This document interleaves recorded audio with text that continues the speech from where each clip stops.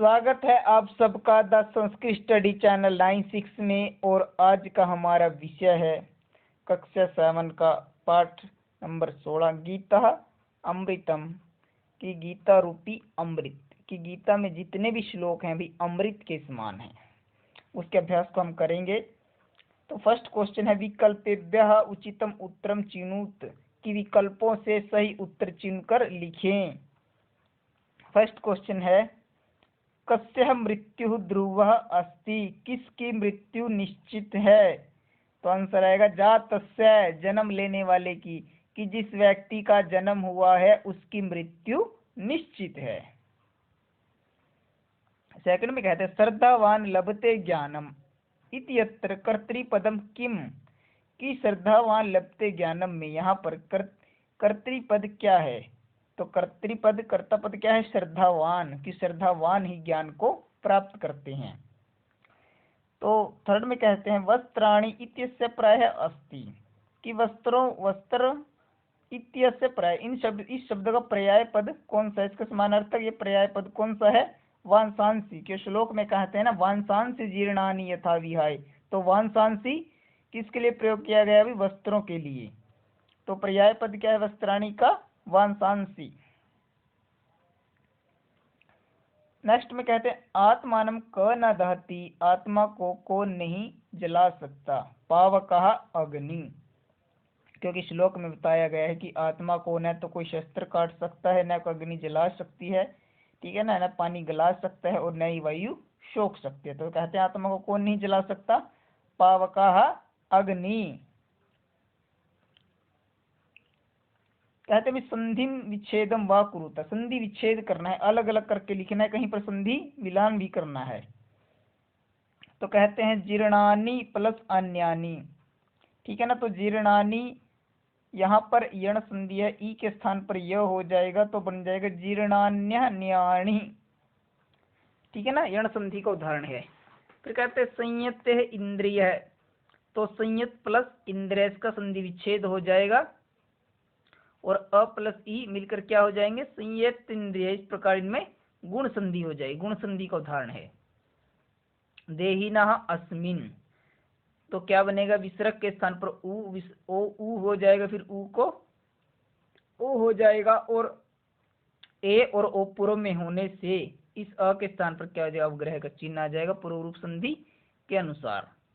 फिर कहता नरः प्लस अप्राणी, विसर्ग है, विसर्ग के स्थान पर ऊ फिर ओ तो बन जाएगा नरो, और स्टार्ट पूर्व पक्ष में ए या ओ हो और बाद में अगर अ आ जाए हर्षो अ तो अवग्रह का चिन्ह हो जाएगा, रूप बन जाएगा नरो अप्राणी। मंजूषा से क्रियापदों को चुनकर वाक्य को पूरा करना है भाई।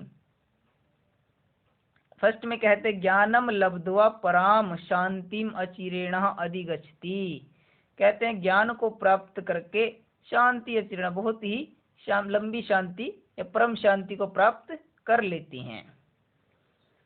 सेकंड में कहते हैं जातस्य ही ध्रुवम मृत्यु, कि जिसका जन्म हुआ है उसकी मृत्यु निश्चित है। ध्रुवम जन्म मृतस्य च, और जिसकी मृत्यु हुई है मृतस्य च उसका जन्म निश्चित है, कि जन्म लेने वाले की मृत्यु निश्चित है और मृतस्य है और मरे हुए व्यक्ति का जन्म निश्चित है। तो सेकंड में आएगा मृतस्य च। थर्ड में कहते हैं न चैनम क्लेदन्ते आपो न शोष्यति मारुतः, न तो इसे जल गला सकता है न ही शोष सकती है मारुतः वायु, किसको भाई, आत्मा को। आत्मा को तो न जल गला सकता है और न ही वायु उसको सुखा सकती है।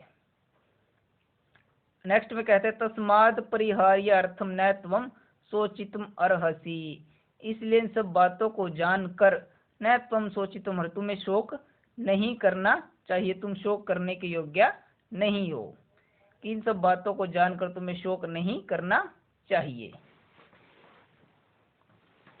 आगे कहते हैं नेक्स्ट में यथा शरीराणि विहाय जीर्णान्यानि संयाति नवानि देहि, जिस प्रकार जो हमारा शरीर है क्या करते हैं, हम पुराने वस्त्रों को छोड़कर नए वस्त्र अपना लेते हैं, उसी प्रकार हमारा शरीर भी शरीराणि विहाय जीर्णानि शरीर विहाय, पुराने शरीर को विहाय मैंने छोड़कर अन्यानि संयाति नवानि देहि, किसी अन्य नई देह को अपना लेता है। कि जिस प्रकार मनुष्य पुराने वस्त्रों को छोड़कर नए वस्त्र अपना लेता है, उसी प्रकार आत्मा भी पुराने शरीर को छोड़कर नवानी देही नए देह को अपना लेती है। वाक्य को भाव दृष्टि है शुद्धम अशुद्धम वाली वाक्य को भाव की दृष्टि से शुद्ध अशुद्ध लिखना है। कहते हैं आत्मानम पावकाद्योपि नाश्यतुम न शक्नुवन्ति, कि जो आत्मानम आत्मा को पावकाद्योपि पावक है जल है आदि नाश नहीं कर सकते। शुद्ध वाक्य बिल्कुल सही बात है। मनः निरंतरम अभ्यासेन वैराग्य भावेन च निगृहीतम भवति, कि मन के निरंतर अभ्यास करने से वैराग्य भाव से निगृहीतम भवति निगृहित हो जाता है। नहीं, ऐसा नहीं, गलत बात है। अशुद्धम देहि जीर्णानि शरीराणि त्यक्त्वा नूतनानि संयाति, जो देह है वो पुराने शरीर को छोड़कर, ठीक है ना, क्या करती है, देही यानी देही करते हुए आत्मा क्या करते हैं, जीर्णानि पुराने शरीराणि शरीर को छोड़कर नूतनानि संयाति नए शरीर को अपना लेती है। बिल्कुल सी बात। शुद्धम मृतस्य जीवस्य जन्म अनिश्चित, मरे हुए व्यक्ति का जन्म अनिश्चित है। अशुद्धम गलत बात है, क्योंकि गीता कहती है कि मरे हुए व्यक्ति का जन्म निश्चित है, निश्चित रूप से होगा ही। किसके बल पर हम सब कुछ हासिल कर सकते हैं, आत्मविश्वास के द्वारा। इस प्रकार हमने लेसन के अभ्यास को किया।